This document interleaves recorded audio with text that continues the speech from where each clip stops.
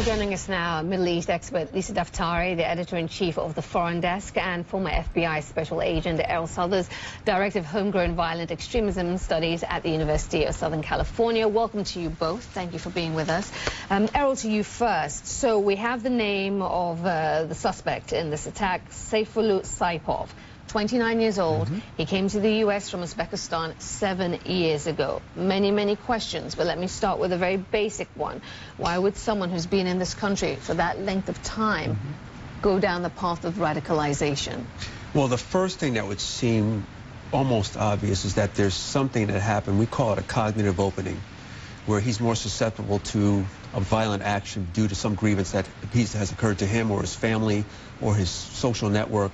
And so that's the first thing we're going to be looking at is, as you just asked, why would a person who's been here for 7 years, much like, interestingly enough, 2 years shorter than the Tsarnaev brothers in Boston, you know, why would you do now, after a person who's been here working allegedly or assumedly and stable, then act out in a place that he doesn't live, in a place that we're not quite sure how familiar he is, in such a violent way? It just doesn't seem to make sense on the face of it. But we're going to have to go back now in the investigation. That's what the investigation will do. We'll piece together his life from today, working backwards, to see when, in fact, this happened, what it was, what he intended to accomplish with this, and hopefully that he was just acting alone.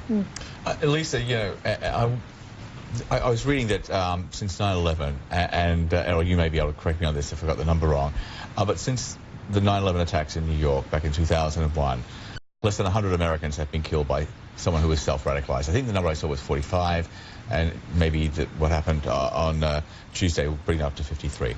You know, I don't want to diminish the lives that have been lost. I don't want to downplay it at all, but, you know, it does seem, if nothing else, to some degree, the threat is being managed, right?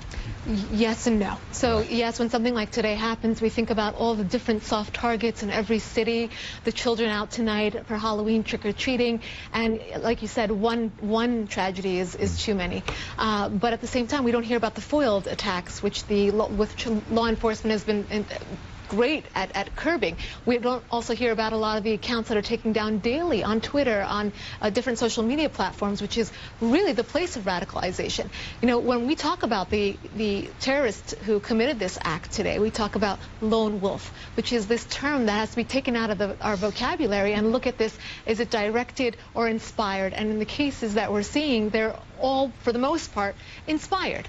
And that is on social media. And I think that for the most part, a lot of this is being curbed. But again, let's be proactive and not look at today and say, well, we could pat ourselves on the back and say this doesn't happen that often. I guess my point is, and you sort of made it for me, it's being managed. You know, you're talking about the Twitter accounts coming down, the plots which are being foiled. Is there a concern that there's about to be an explosion of these kind of things, or is that the path that we're on? Right, because well, it's being managed because there hasn't been something like a 9/11 scale type attack, but that's not what they're after any longer. Both Al-Qaeda and ISIS have made many public announcements. They put it in their magazines. I took it out today because I wanted to refer back to it. This was June in 2016, where there was an actual postcard. It was 9 different grids where they said these are the different types of attacks that you could launch with everyday items, like a kitchen knife, like a car. You don't need. And it's no longer retreat and plot that big, large attack that could be foiled like this, because law enforcement is getting better at it. But again, the scary part is that these soft targets do exist, and they're still soft. How do we harden these targets? That's the question tonight. And Elsa, to come back to you, let's talk about Uzbekistan, the starting point for this gentleman. Can you give us some insight into the community? Can you give us some insight into the issue of extremism and radicalism and there? Because, our last guest, was making the point that this is a country that has had its issues and has extremist groups there that are virulent. It is, but we still have to remember that he's been here for 7 years. You know, we're assuming that he may have come here radicalized, which may or may not be true. To Lisa's point, we're looking at now a case of do-it-yourself terrorism. And people are getting radicalized. People, unfortunately, are getting radicalized here. I do research in a number of communities in the United States, and much to the chagrin of the intelligence community and the counterterrorism community, was that although we do have the online component, which enhances the message, what we're seeing in America now is peer-to-peer and face-to-face. We're seeing on-the-ground people who are working for ISIS, who are recruiters, who are here pushing that message. And then you can go home and sit and have 1,000 people like-minded join you online and enhance your messaging. So I think what we have to come to grips with are two things. These are homegrown people. I would argue that someone that's been here for 7 years like this individual and 9 years like the Tsarnaev brothers, they're Americans.